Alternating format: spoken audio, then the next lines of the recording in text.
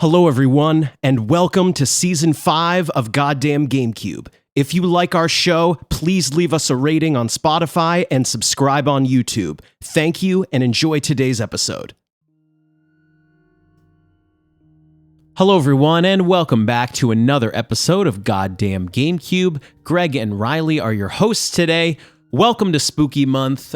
We've got a whole set of scary games and horror games we're going to talk about this month, and we're starting off with Little Nightmares 1 and 2, a game that we both played recently that I've wanted to play for a few years, and we finally bid on it. So, Riley, why don't you take it away? Let's do it. Sure. So let's start out with Little Nightmares, the first one.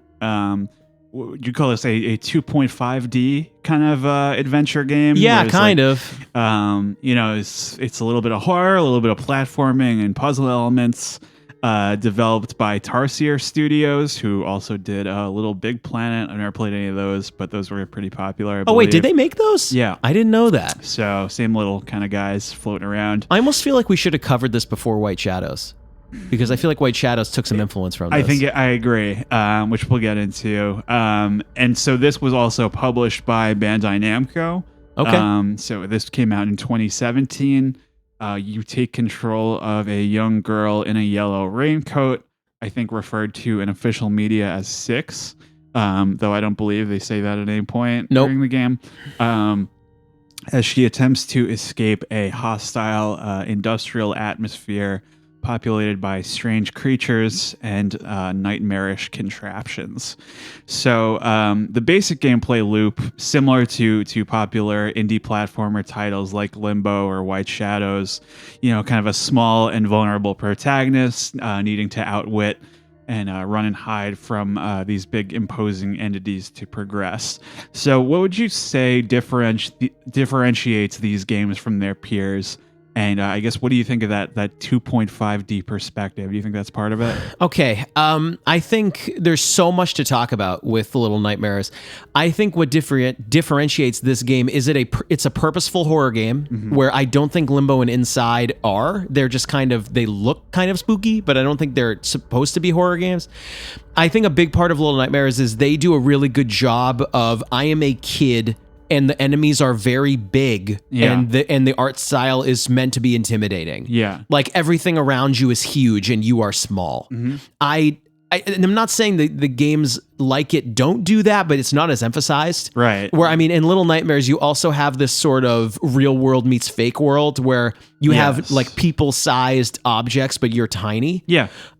Which I think is very effective. What was the second half of your question? If you felt maybe that the perspective added anything to it. Okay, so I do think, we'll talk about this at some point, it could be now, where I do think the 2D versus 3D gets in the way of the gameplay a little, where it essentially makes the platforming too hard, but it works well for the art style and for the aesthetic of what the game looks like, but it doesn't always help the gameplay. Yeah, I think from my view, I think the gameplay, it's really like nothing we haven't seen before, and I would even describe the controls in the first one especially as a little clunky in places. Yep. I think in terms of that like, it's kind of cool that you could, whereas something like Limbo or White Shadows is strictly 2D, there is like some going around furniture and kind of escaping in those kinds of ways. And I feel like maybe the perspective doesn't lend itself as well to, like I can't see what's going on, It's kind of obstructed. I also felt that there were a lot of checkpoints I felt could have been more generous. Yes. Some of them are very, very some of the checkpoints are very spread out. Some of them are back to back. It's just a little uneven. Yeah. And I think it happens in a lot of games like this where the trial and error process for some of these encounters, like trying to figure out a puzzle, they kind of take you out of the atmosphere a little bit. All right, so we're going to get into this right now. So I was going to say, just like, I think that the atmosphere is great, But when you have to repeat something over and over, you're kind of like, all right. Yeah. So, okay, let's break that down. If we might as well get into this. So it's actually one of my view, one of the only problems with Little Nightmares is that the trial and error takes me out of the game. I actually had this first in my notes where I actually think this is one of the best looking games I've ever seen. Yeah. I described it as you might not think it's the best looking, but to me, it's my favorite looking. Where I think the monsters are disgusting and everything is, I don't know what it is. There's this level of things are big and you are small, and the monster characters are so gross where I think this game looks amazing. I love what this game looks like. But we're getting into the trial and error. I think so much of this game is based on aesthetic and feeling and dread, where when I have to keep repeating these checkpoints because everything is a one-hit death and every failure point is a game over. Yeah. I'm like, I remember when we're talking about Little Nightmares 1 right now, but I remember during Little Nightmares 2, I shouted at the screen at one point, "You're taking me out of the game. Why did you do this? Like, stop." Yeah. Like, I want to like it. Anyway, because keep going. I think it makes the scary stuff less scary. Yeah, I mean, we've talked about this before on the show, but in a horror game, you want to get your character out of the situation. Yeah. And when you keep dying, you stop caring. And when you stop caring, the game is not... it's not a successful horror game anymore. Yeah. It becomes a slog, which is unfortunate because this game looks amazing and the set pieces are awesome. Yeah. But anyway. It kind of like, it starts to beg the question, would this be better if you had no control? Because it's like, it's playing out. It can only play out one way, really, and you have to get it right. So I would call that a limitation, one of the few. I rarely say this, but this is one of those games where I think this game would be better if it was easier. And I never say that, about games. I would say definitely, I think the way to fix it is not have everything be a one every failure hit. state is game over. Yeah. Like every mistake, I should say every mistake is game over. Right. Which makes the game very irritating. Yeah. I don't love that. There's not a lot of wiggle room for those kinds of situations. Talking about, I'd like to get into the atmosphere a little bit more about the good things about this game. I think the world is very grungy. I think that's a big asset to it.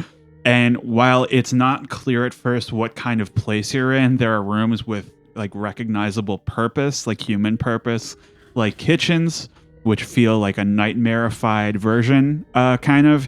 And the game is always interesting to look at, I feel. Despite not a lot of different color palettes, it's all like a lot of muted like blues and browns.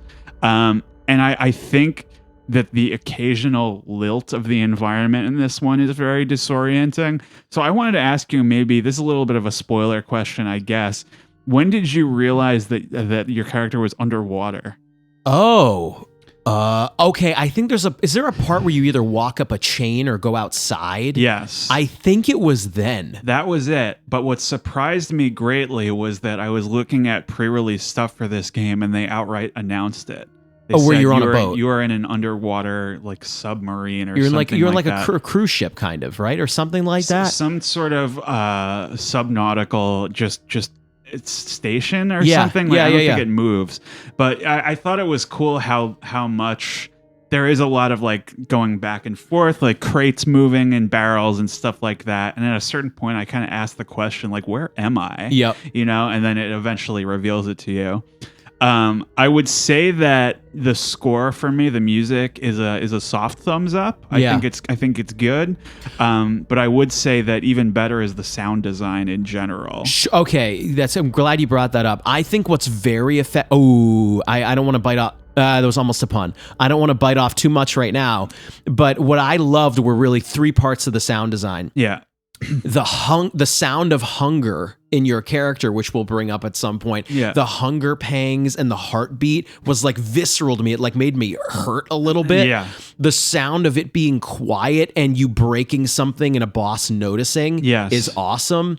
And what's also awesome is when a boss is on your trail and the game gets very like thunderous and heartbeaty and it gets louder. That was very well done. Essentially, when you're under duress or something happens, the game sounds very good to me. Yeah, especially if I think there's a couple moments where you have to be careful about where you're stepping. Yes. And if God help you, you step on like broken glass or something, you know immediately like, oh shit. Yeah. And some of the monster sounds are so gross too. Well, yeah, I was gonna say like you sometimes I think a lot of the time it is telegraphing that you're about to encounter something with this horrifying noise, the likes of which you've never heard before. And Yes. It's like it really builds the anticipation of finding something like that. So I wanted to kind of get into setup here a little bit of how it starts.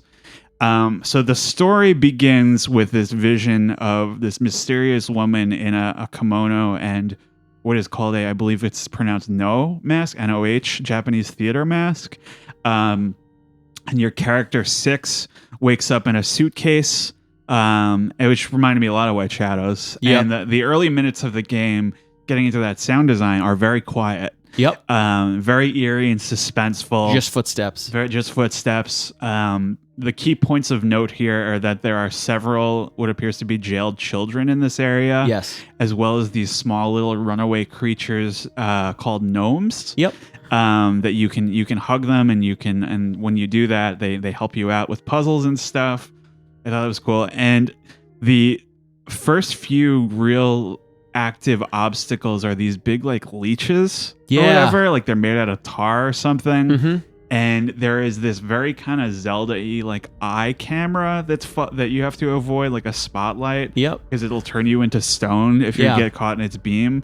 So it's kind of like where this game goes to some crazy places, but I appreciated the slow kind of like, okay, this is like I need to be afraid of this, but it's not. It's a small potatoes. And at first. they don't bite off the horror right off the bat. No. It takes some build up. It does. Then you're just in the shit forever. But yes. Yeah. So you gradually make your way up to what I would call the first major boss or set piece. Do you want to talk about this guy a little bit? Yes, it's actually my least favorite. Oh, really? The janitor is probably my least favorite. Interesting. So I actually didn't quite understand what he was until I looked it up. Yeah. Like it's not a huge problem with the game, but I feel like some of the bosses, I can't quite discern what their job was in the location that they're doing it. Yeah. Well, specifically him.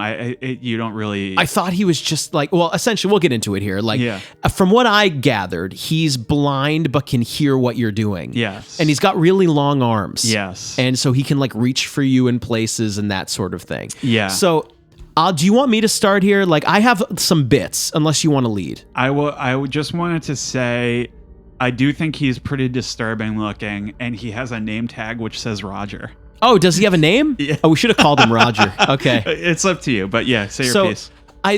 Maybe I was just having a bad gamer moment day where like it wasn't quite obvious to me at some points how to pass him. Yeah. Where it was this one specific segment where you have to walk on the carpet because he hears the wood. Right. And you have to like throw toys that make noise. Mm-hmm. And it wasn't quite obvious to me how to get past him. And this trial and error thing started to grind me a little. Yeah. I don't know how much trouble you had with this guy at certain sections, or maybe I was just having a bad gamer day. I think it was hit and miss for me. There was one part of him where I got irritated by it. It was very specific. It's also very like you can't really at first you can't tell how long his reach actually is, which is actually very long. Yeah. Like he reaches up in like the vents where you're trying to escape from him and stuff.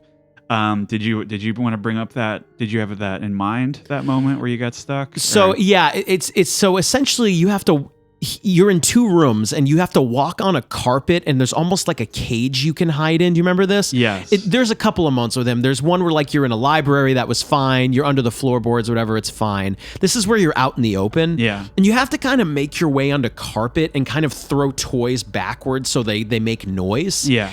And for some reason, like, I don't know what it was, but he kept hearing me do everything and it was really starting to grind me. Yeah. I mean, there are other moments with him that are fine. There was actually a cool moment where there are a bunch of clocks going off and it pisses him off because they're so loud. I think also you turn on the TV at one point. Yes. It's really weird little sound or song is playing. There were cool parts to this guy. He's just not my favorite in this game. Yeah. I liked how you dispatch him. Do we want to talk about that? Oh, yeah. Where essentially both of his arms are reaching for you in this room and you have to... Like under a door, but you have to pull out what's propping up the door so the door cuts off his arms. Yeah. That was God, awesome. and him screaming when you cut his arms off.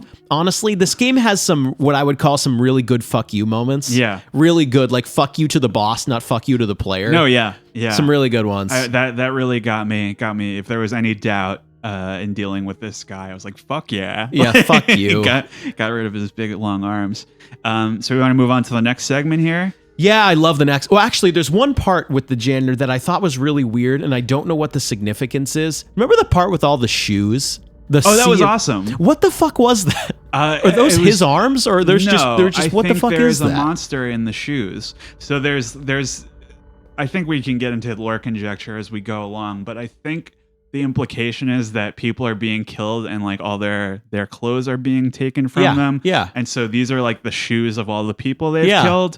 And there's like a monster, like a sea monster in the shoes. Yeah. I love that. And you're like wading through the shoes and you can't move very fast. They never show you and you what see it almost is. like a shark fin coming through. It's not, they don't see anything, but it's There's very a like, ripple. it's very Jaws reminiscent. Yeah. There's like a ripple in the shoes chasing you. I'm like, what the fuck is this? I've never seen that before. Yeah, I had in my notes, I've never seen this. No, that was great. And Before we move on, there is one note I had. This, and the game does it again later. I don't think I have ever played a game where you have to ride an elevator and the boss is in it with you. Do you remember this? That was great. Where the janitor hits the button. Like you hide in the elevator, he walks in and touches it as if he's interacting with the gameplay. I said, yes. This game is fucking good, man. That was awesome. I said, whoa. Yeah, that was great. And then there's even more elevator antics. That happens later too, but I section. said, yeah, nice. The next segment, you're going into the kitchen. This area. rocks. I mean, do you know what I have down here as my first sentence? This fucking rocks. It's so gross. It is disgusting. You want to talk about these guys? Sure. I believe the first shot you get of these guys is one of them is actually cooking a meal. Like he's cutting meat on a table. You can actually see him slicing the slices of meat. I think it's a he. I don't know. But I thought that was so this is where this is the moment in the game where I said, I think this is the best looking game I've ever seen. It looks awesome. It is so gross. His character design is so disgusting, and he's just cooking a meal, and you see him making the ingredients, and you're just this tiny thing under a table. Yeah. I said, okay, this game's good, man. Really, it's a good game. Really weird noises they're making. So I think you may see one earlier, just a glimpse of one guy on his smoke break or something. You might be right. And you don't really get a clear picture, but it's these two chefs, these two like gigantic chefs. They're preparing like piles of mystery meat and like turning it into sausages. The other moment where you meet the other chef is really cool, but you can miss it. What's that? It's quote unquote miss it if you're not looking the right way. Right. The second chef is sleeping in a break room. Oh yeah. Do you remember this? Like, Yes. essentially, I believe your first objective is you have to get a key to get out of the kitchen. Right. The key is in the bedroom. So you go to this is a great moment where you go to the bedroom, the key is hanging on a wall. You have to climb and shimmy the key off by like, the key is bigger than you. Yeah. And when you knock the key onto the floor, a chef is sleeping in the bed and he wakes up and you have to hide under the bed. I said, fuck me, dude. This is a good game. It's awesome. And did you notice that very particular detail about these guys that's like even weirder? No. Is that their faces are really like sagging, just weird. They appear to be masks. Oh. So like at a certain point, if you watch the guy who's preparing food long enough, he'll taste it and he reaches like under his skin and like puts it in his mouth. That is so interesting. It's and really weird. Even more gross. And it kind of comes back in the second one a little bit. We'll talk about that. I want to say one more because we're on the subject of this part of the game. Do you know what I thought was brilliant about this game? Where when you need a key to unlock a door, you have to fucking carry it. Yes. It doesn't go into your magical video game inventory. You don't just put it in your pocket. And they're big. You have to fucking carry it. Yeah. And I love that shit. It was awesome. That was great. You have to throw it and do all this crazy stuff. They're also like that puzzle where you have to like make sausages to swing on them. Oh, I hated this. Like, really? Just because I loved it, but it was so gross. Yeah. Oh, yeah. You have to essentially toss various kinds of meat into a meat grinder to make a sausage to swing on. Yes. It was so gross. It was very funny, very memorable. So shall we move on to the next part here? I wanted to say a brief little aside here about this. This part for me was maybe the most viscerally unpleasant And it really, I think it's a personal thing where you essentially get out of the clutches of these chefs by riding like a sink hook, right? Because there's a dishwashing segment where you're riding on like almost like a laundry hook. Yeah. You hang on that and you escape because they're not tall enough. Before we move on to this awesome segment, I don't know if you have this in this order. I don't. We should bring this up. There are a couple of moments where your character is hungry. Does this happen yet? Are we at that point? Yeah, I was gonna kind of just do a bit on it as it builds up to this one climactic moment. Your character is essentially. Do you want to talk about it a little bit? I think it starts around here, so we should at least set the seed here. It seems like that hunger and eating are like a kind of unifying theme consumption, child hunger. Yeah, and in this first game specifically. I think it is immaculately paced in this buildup of the desperation of your character's hunger. Because I think so. It develops over time. Where I think in the kitchen segment, it's really visceral. To your character is like holding their stomach, and it's really loud in the soundtrack. And another child throws you a piece of bread. Yeah, so it starts out with another child giving you like the rest of their lunch or something. I think it's bread. And then it goes to there's some meat that was like left in a trap. But rats are eating it, and then you eat it. And then you eat that, and then you wind up eating a rat. Yes, I think. I believe you're right, but I think that's coming right about now. So I think the next part happens after the guest. So let's talk about the guest, which is awesome. So there's an image here that I found incredibly disturbing and bothersome. And it's like you finally get outside, and it's kind of like sunrise or sunset or something, and you see this ship come up to where this station, wherever you are, and you see a bridge or something extend over, and this train of like guests, what they call the guests, show up. These big like lumbering like people in suits and stuff. And something about this really reached into like my deep subconscious of just like these gross guys are visiting this something like untoward is happening here. Yes. And like nobody's saying anything. It's just all like this I don't know what it is. Essentially, these rich people have some sort of invitation. Like proclivity. You have some sort of like invitation to come to this place to essentially gorge themselves on food and perhaps children. Yes. Yeah. It rang a little bit of Epstein to me. Oh, I was about to say that. It kind of sounds like Epstein and the Menu together. Yeah, right? Yeah. Where it's really disgusting and disturbing without saying a word. Yep. And this whole segment is really intense, where you have to they're very distracted by all the shoving food. all this food in their mouths And wine. and wine and all this stuff, and you have to sneak around them. You want to say a couple of more words about dude, this? I took so many videos of this. I thought it was awesome, where you actually have to run in front of them and run on the kitchen tables and stuff. When they notice you and they're all coming after you. Oh my God, when they notice you, they're grabbing at you as if they want to eat you. Yeah. It's unbelievable. So cool. I love that shit. I mean, honestly, it might be one of the best chase segments I've seen in a game is in this section. Yeah. Where at some point they all just get so riled up that they want to eat you. They start piling over themselves and crawling at you because they've eaten so much they can't walk. Right. And so they're crawling at you as you're just running down this hallway. Unbelievable, man. This is one of my favorite, I think, gaming clips I've ever taken. It's awesome. It's very, it kind of shares the same. If you mess it up, it will, repeat itself. It kind of has that problem, but other than that, it's just like it's so exciting that it almost doesn't matter. This is one of the only segments where I didn't die and I did it in one try, and I was so jacked up. Like I was screaming at the screen in a good way. Yeah. I remember, I wish I had my mic on or I was streaming this. Remember when I was running away from the pile of guests like crawling at you? I was screaming like, let's go, you've got it, jump it, do it. And then I remember the final shot is so good. There's a little lamp swinging, you have to jump and get it. I said like, come on, buddy, do it, jump it, fuck yeah. I love that. It's unreal.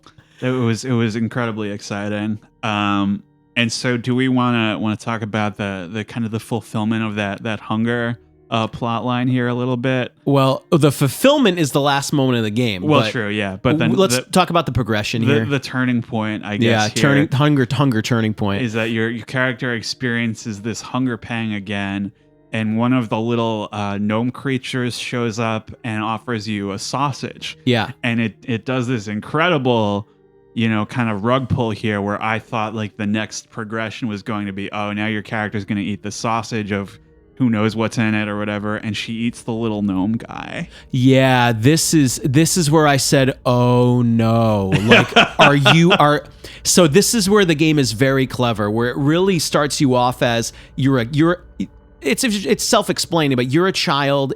And so this game does a good job of, there's a nightmare of adults trying to eat me and I'm a kid. They do a very good job of that. But you start to unravel, am I a monster too? Yeah. Like it gets worse, but what I loved about this was a little kid offers you bread and you take it. Yeah. And then you eat some meat that a rat was eating. Yeah. So it's kind of gross, but okay, you're desperate. Then I think you take a bite out of a rat. Yeah. And then a kid offers you a sausage and you eat him. Yeah. And I'm like, uh-oh, that like what's going on here? This is not good. You can kind of see the end game come out of the fog a little bit here. Yep.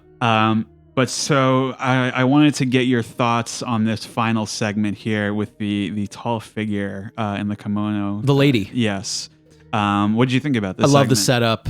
What I love about this game is they do a very good job of what's the word for this? We have problems with games where you don't know where the ending is because they don't build it up well enough. Yes. I knew this was the end of the game. Right. Like you saw her in the opening. Yep. And you almost get to, I would almost call it like VIP headquarters, executive headquarters. It's very like her lair. It's very like stylish and like what's the word, like fancy and ritzy. Yeah. And what's really interesting too is like the setup of her. She's looking at herself in the mirror and singing a song. Yes. And you just have to kind of walk behind her as she's humming it. Mm-hmm. And then you walk back, she's gone. Yeah, it's pretty fucking good, man. My favorite was when you're in the room with all of her gowns. Yeah. And she's hiding amongst the gowns. Oof. That was really scary. Yeah.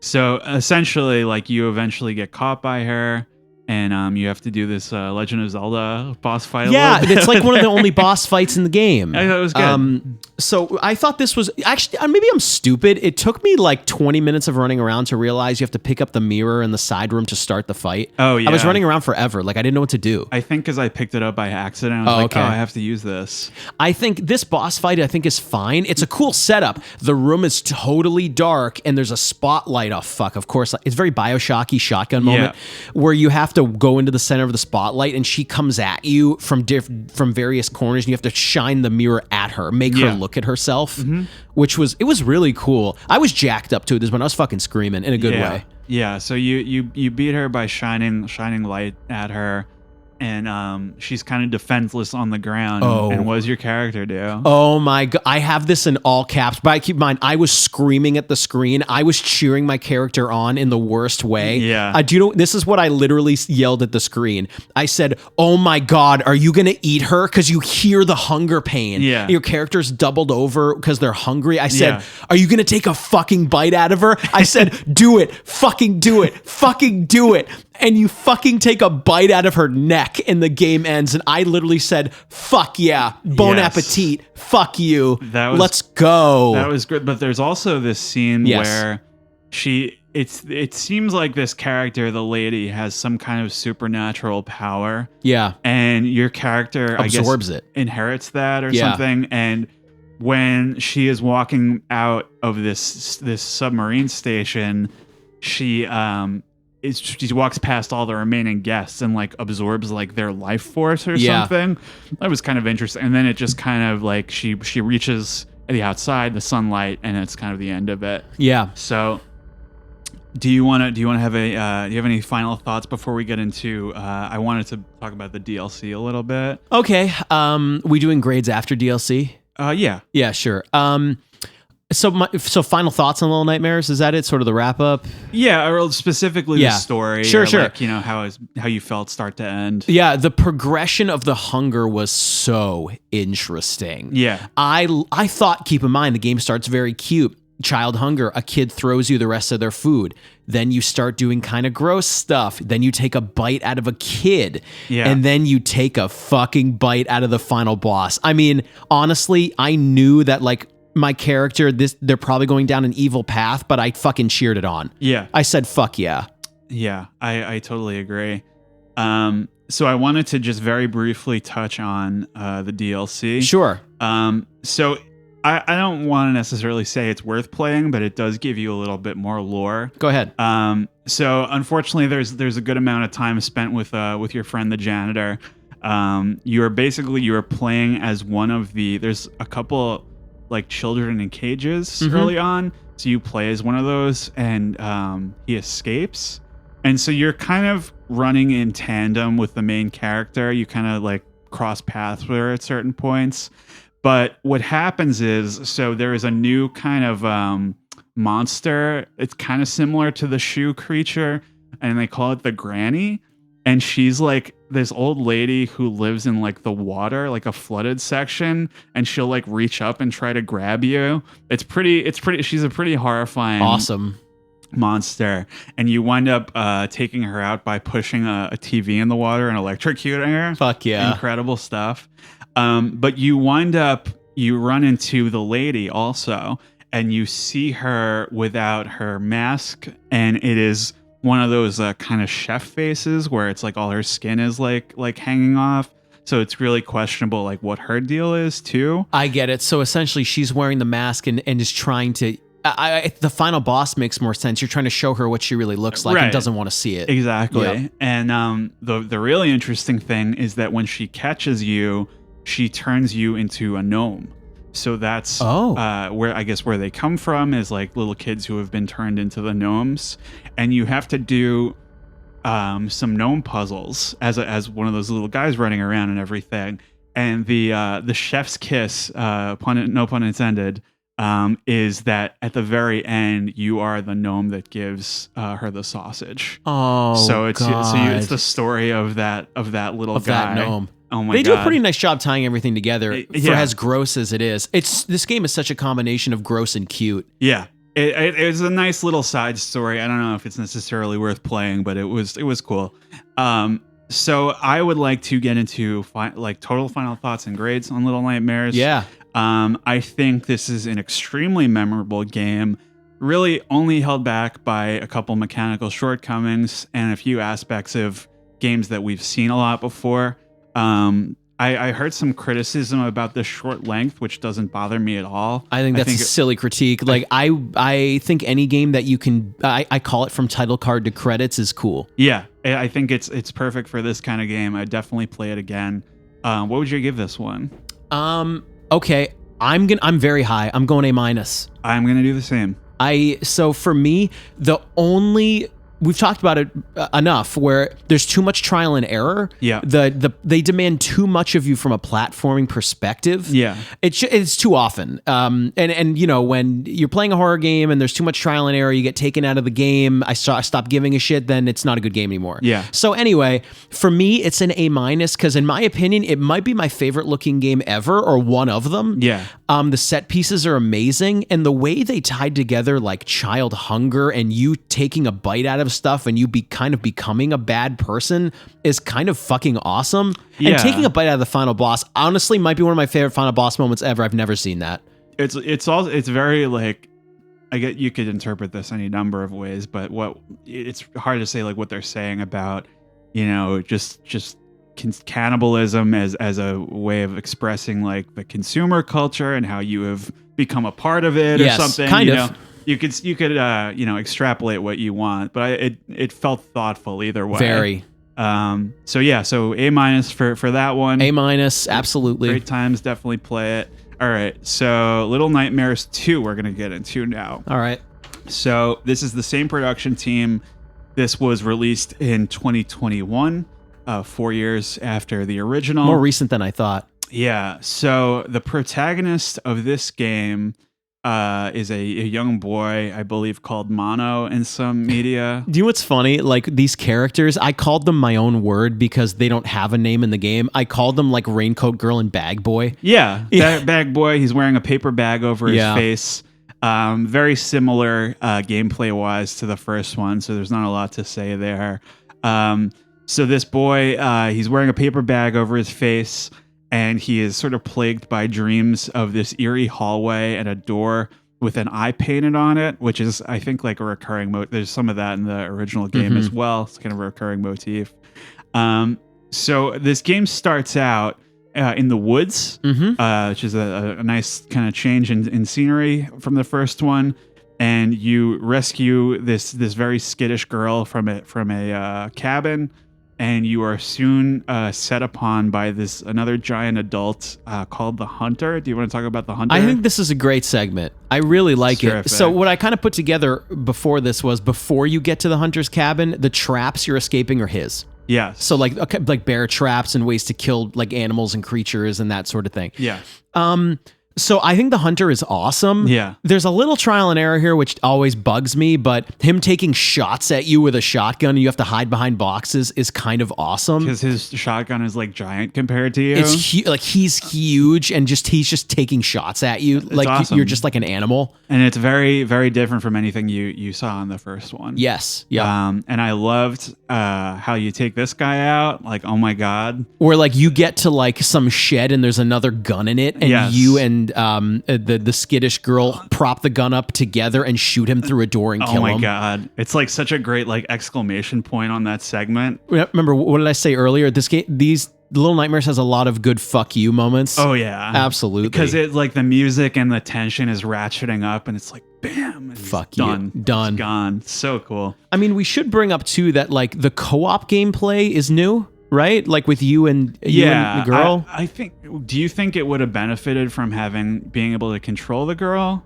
I think like having a second player. I think the gameplay in these games is tenuous as it is. I think it's fine. There's just what's the gameplay? You either have to like help each other climb over stuff, like help climb on each other, hold hands, or she'll hold your hand because you can't jump far enough and she'll help pick you up. Yeah. Like it's very basic, and the gameplay is probably one of the weaker aspects of these games anyway. Yeah. It's fine, right? Yeah. It seemed like if you're having two people for the majority of the game, it would have been interesting to have that co-op element. But so yeah, this is kind of the first chapter here, and then you come across this city, which they call the Pale City. I love this setting so much. Yep, all the rain. This rainy, like destroyed, I remember like Hollow Knight a little bit. Yeah. Like rainy, destroyed landscape. Seems like mostly abandoned, at least from the outside, until you get into this next major chapter here, which is the school.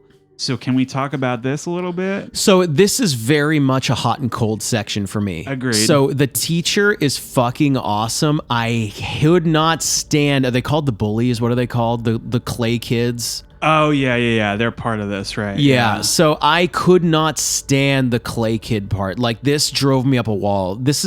You ever have those moments where like, cause we do a podcast and like you start playing this game and there are these moments where that piss you off so much, you just visualize the grade dropping like for the game. Yeah. This is that where Yeah. this game has some quote unquote combat and it's mostly bad where in my view, where you have to, there are these kids like made of clay. It's a cool setup. Yeah. But you have to hit these clay kids with a hammer to kill them and they break apart like clay pots. It's cool visually. Yeah. But if you fail the swing and the kid grabs you, it's an auto game over. Yes. Every mistake is a game over point. And there's one segment where you have to kill like 8 or 9 in a row. Yeah. And it took me hours. Like I was going nuts. I couldn't do this. I was like, I really, really dislike this. And there's just a sense of poor balancing in this game that drives me nuts. Yeah. I thought it would get cleaned up from the first game. It's actually worse in this, in my view. I don't know how you feel about this. Yeah. Well, I think that the platforming and that kind of stuff is definitely better. Like a little more concrete performance wise, but this is kind of a new thing for them. And there were two thoughts I had about this. Number one, I don't dislike that they added a little bit of combat, air quotes, because it's not, it feels very in line with the game where it's not going crazy. It's not like, you have like a weapon system in this game or whatever. I appreciated that it didn't need to be fleshed out any more than it was. but I really didn't like the insta kill aspect to it. I thought it was really, because it didn't take me that long to get through this part, but it drove me still crazy. Still like, I was like, I'm ready for the next segment. Yeah, I think what happened point. was this is something you should have only had to swing a hammer once or twice, not a 25, 30 times. Yes, like, do it once or twice, and just so like, oh shit, did I just hurt somebody? Yeah. But oh, he's made of clay. Oh, okay. Yeah, that part was cool that they were made of like little pot creatures. But yeah. The teacher, I will say, so I have two thoughts about the teacher. Number one, I think it's a little kind of samey compared to the janitor. Like, you have like basically her deal is that her neck extends really far, which is very scary, but it's a little similar in function to what the janitor does with his arms, because she also follows you very far into the vent, like way further than you expect. What I think is cool about the teacher is the different setups. Yeah. Like the first one, I believe, is she's writing on a chalkboard and the clay kids are in her class. Yeah. And you have to hide under the desks. I'm like, and she's looking at people's work. She's like walking around and checking people's homework. That's pretty fucking clever. Like, it's cute. That's great. And the part where I think you're above the classroom and you hear her snapping with the ruler is really scary. And do you remember when you're up high and her neck comes up to see what's going on because you drop a pot by accident? Yes. Like, there's also a cool part where she's an elementary school teacher, so she's teaching every subject. Right. So she's teaching like spelling, and then she's doing science, and then it's music class where she's playing the piano. Right. That was a cool segment where great. You have to do some puzzle solving while she's playing, and when she stops to take notes, you have to stop. Yeah, because that was you cool. can't make any noise. Yeah. I mean, okay, listen, and her neck following you like through like the air conditioning duct. It's pretty fucking good. Like, oh yeah, because it goes on so much longer than you expect. That was that a pun? Like, time wise and length. And lengthwise. Well, I also say this too. If you don't have any fail states, the way you discover her neck is long is also terrifying. Yeah. You hide in a room and a shelf falls over, and she doesn't walk in. She just puts her neck and head in. I'm like, no. This lady's not messing around. No, pretty cool. Reminds me of my first grade teacher a little bit. Yeah. So with that said, so you escape from her because her neck only goes so long. And outside, your partner discovers a yellow raincoat to protect her from the rain. And it ties magnificently into the first. I didn't see this coming at all. No, I didn't either. But here's the thing though, but when that happened, I didn't know whether, is this little girl 6 or are they just doing a throwback to the first game? You're not sure if it's a throwback or a prequel at this point? Yeah. Not yet. I kind of assumed it was, and I didn't look too closely at the cover art where they literally show it. Yeah. But I thought that was a cool little twist. So moving on from here, I think the hospital is next. Yeah, the mannequins. What do you think about this segment? Are we talking about the mannequins specifically? Them and the doctor? So the mannequins is a cool idea. It just drove me crazy. It's just because it's a 2D game in a 3D environment, and doing any sort of 360 combat is so frustrating. Like, essentially how this works, it's kind of like the Resident Evil 4 remake, like shining Ashley's flashlight on the knights with the swords. Yeah. Mm-hmm. Where these mannequins, if they touch you, it's game over. But if you shine a flashlight on them, they stop moving. Yeah. Almost like red light, green light, or like that sort of thing. Yeah. And so, but there are some segments where it's just too long, and you have to run across giant spans where there are multiple coming after you. Yes. And you have to like strafe and move in a 360 pattern to stop them from moving. And they're in the distance, so it's kind of hard to see. And it's hard there's no targeting system. Yeah. It's one of these things I'm like, dude, it's a cool idea, but I'm irritated. Just took it too far. And I don't want to do this anymore. Poorly I'm mad. Yeah, that was annoying. Yep. And the doctor, I didn't realize it was a doctor till I looked it up afterwards. I didn't know what he was. It seems like he was, I don't know what, it was like a maintenance person on the ceiling. I don't know what was going on here. I think because he had that whatever the fuck that is, that doctor cap. like silver. Yeah. I don't know what it is. Yeah.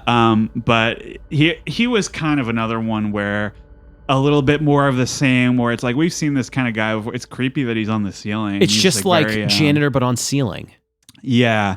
And what I did find interesting was that you escape from this guy by trapping him, and you can, I I did this. I didn't realize it was optional. You can like incinerate him. I thought incinerating him was the only option. I was like, just get rid of Dude, this guy. I mean, okay, you incinerating him is really funny. Yeah. I didn't realize you don't have to. You can just trap him in there I and didn't leave. know that either. You know what is funny though? You and Six kind of like watch it like a campfire when you burn him alive. You kind of sit there and wait for it to happen. Yeah, it's really fucking weird. Specifically her. 'Cause Yeah. it's like I think you get some clues here that she's not, you know, as innocent as she seems. Yep. So you escape from him as well, and you head back out into the city here, where you encounter multiple people who seem to be transfixed by this strange signal coming from their TV sets. And I actually like this segment a lot, where you manipulate them Me too. by changing the channel and stuff. Do you know what this reminded me of? A combination of Stray and Portal. Yeah. Where you know how Yep. like in Stray, dystopian city with a bunch of robots and or like robots that talk. Yeah. It kind of gave me the same atmosphere, right? Similar. Yep. And the Portal aspect, if you can teleport through televisions. Yeah, that was cool. And it's over the course of the game, your own character is able to enter the TV and return to the hallway from the nightmare in the beginning.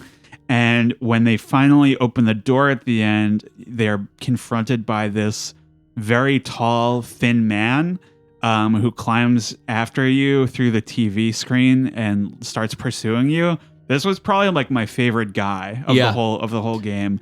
You mean G-Man from Half-Life? Yeah, I kept calling the fucking man who lives in the TV. This I called him Hat Man. Hat Man, yeah. So he kidnaps the raincoat girl and takes her back to this like signal tower, I guess, and like Sauron's tower in the background where the TV broadcast is coming from. And there's a weird part here where you have like this like battle of wills with him like in the street. This is where I think the game jumped the shark for me.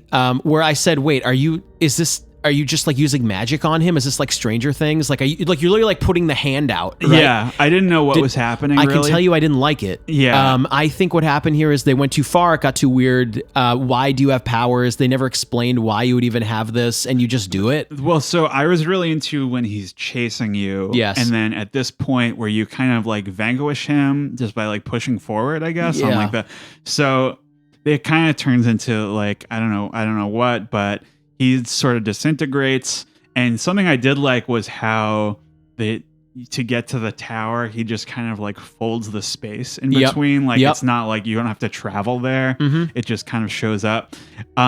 So the interior of the tower is this big sort of like being, like this like living creature Made of eyes and shit, right? Yeah, so you can only really navigate it by following the sounds of this music box. Can I give another knock to the game here? Yeah. If you were a hearing impaired gamer, how would you solve this? That's a good question. Maybe I think that's bad. I don't know, because I didn't experiment with this. Is there like an option to include like music gets louder or something? There's no visual cue to solve this. It didn't seem like So it. I think we'll talk about this at some point, but there are some games I've now become kind of attuned to this, where a lot of games do both an audio and visual element combined to help people who maybe not have one or the other. Yeah. This game doesn't do that, and they have this almost like Ocarina of Time, Kakiri like Forest, Lost Woods thing, where you have to listen for the music box and go into the right door. But if you couldn't, how do you solve it? Yeah. Not good. So in Did my Lost view, Woods have anything like that? no. But I think guess so. I give it a pass because it's 30 years old. Yeah, I know what you mean. So you find the girl eventually, and she is like this gigantic, like distorted creature. Yeah, 6 is essentially a boss fight. Yeah, and she has become, I guess, like the big adult nightmares. Yeah. So she's been transformed. 6 has so I mean, kind of like long story short here, right? Where Thin Man captures 6, you feel compelled to help her because you helped her before. Yeah. And so you don't want to leave her behind. I think that was really the setup here. Yes. Is you wanted to defeat Nightmare 6 to maybe make her a kid again. Yeah. That's kind of the setup. It is my assumption. Yeah, I believe so. And you essentially, the goal here is to destroy this music box That she's obsessed with. And I really did not like this part. No, I didn't at all. It's more quote unquote combat. Yeah, it's this final boss fight where you have to kind of outwit her by going through the different doors and take a hammer to the music box or an axe or something. Yeah, and it's kind of annoying. I think this is what hung me up more than anything else. And essentially, like when you defeat her, she becomes a child again, and you're escaping, and she doesn't help you. Yeah, that's the biggest like critical, heartbreaking moment. Is you do a giant chase sequence. Here's the thing. I have a lot of problems with Little Nightmares 2. Yeah. They do set this up very well. Yeah. Remember, what has she done? What has Six done the whole game? When you can't jump far enough, she holds out her hand to help you. Right. But then there's a segment where you have to jump, and she grabs you and lets you go. Yeah. She essentially lets you die. Yeah. And I'm like, no, that's so heartbreaking, but why? It's kind of revealed that she lets you die because in the future you become the Thin Man. Right. But I don't know how she would know that. I think I've seen theories that it's because the face is similar. Oh, okay. And I don't know what if she was exposed to some kind of arcane knowledge while she was a being or something, or that my initial assumption was that it was just kind of showing her dark side, which you see further in the first game. Yeah. And she was just like, no, I'm out for myself. Well, do you know what though? I feel like they're actually muddying the waters by doing that, because if Six is letting you go, is it because morality, she knows you're actually going to be bad in the future and she's going to stop you from becoming a monster, or is she selfish and doesn't want to help you? Right. That doesn't really make a lot of sense to me. I feel like they should have pursued one of those. Yeah, maybe it made it, because I think certain aspects of this game are a little too. I think the whole thing with the TV tower really being this big monster was, number one, I don't like playing it, and number two, I don't really like being shown that. Yes. I think the more they leave to your imagination, the better. And this was like a little too far, like, because I don't know, I've seen like the Bloodborne thing enough at this point. Yeah. You know, like it was a bit much. But overall, like, so you basically, I think the game ends with just your character sitting in that chair in the bottom of the monster and growing up to become the Thin Man. So it's like a closed loop.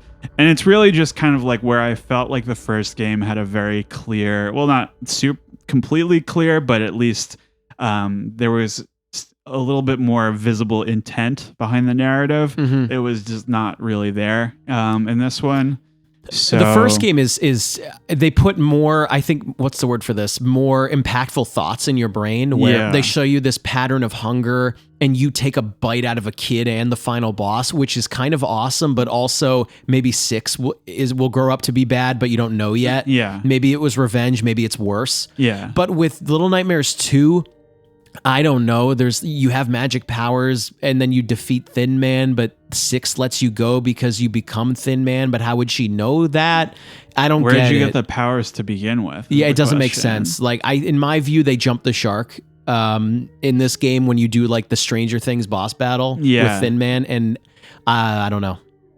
I don't know. Any other thoughts? How do you feel? I think there is a lot of cool imagery, a lot of cool gameplay, but it's held back further than the first game by just these annoying moments and some questionable story decisions. It's not really like, I feel like it just didn't live up to the potential of a sequel. No. I think it being set up as a prequel is not a bad thing. No. Like, do you feel as if let's spin it the other way? It's hard. It's so hard to do this, but maybe it's fun. If Six grabbed your hand and pulled you up instead, would you have felt better about the game?